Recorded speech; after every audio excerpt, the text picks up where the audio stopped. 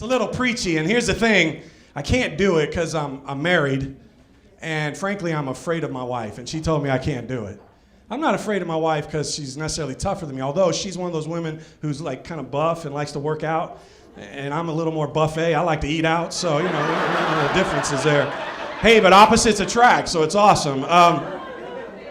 No, I'm afraid of her because I think she had a secret life. Have you ever seen the movies where somebody has a normal life and then something happens and a switch clicks and it's like they were some other thing? My wife, I think, was an assassin in a previous life or something.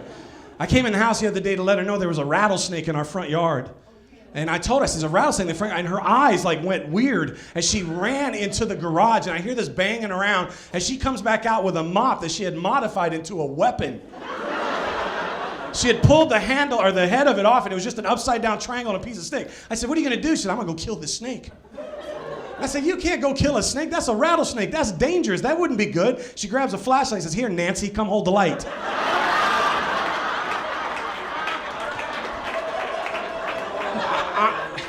I'm like, I'm just trying to protect you, babe. I'm just, really.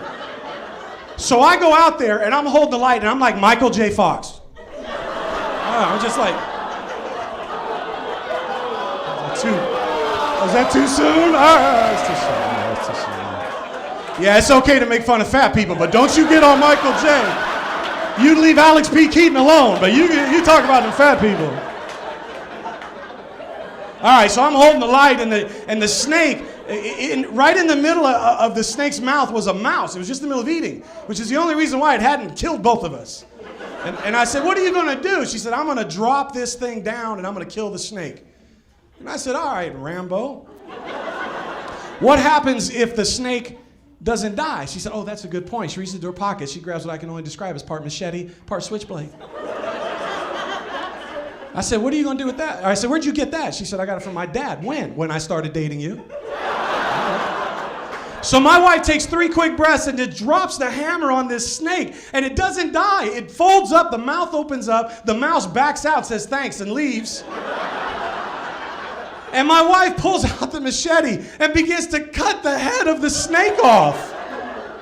Then she takes the body and she turns to the neighborhood like she's Russell Crowe in Gladiator and says, are you not entertained? And I'm looking at her like, and she whips around, what? And I said, oh, sugar. I'm John Hill. That's my time. Thank you guys so much.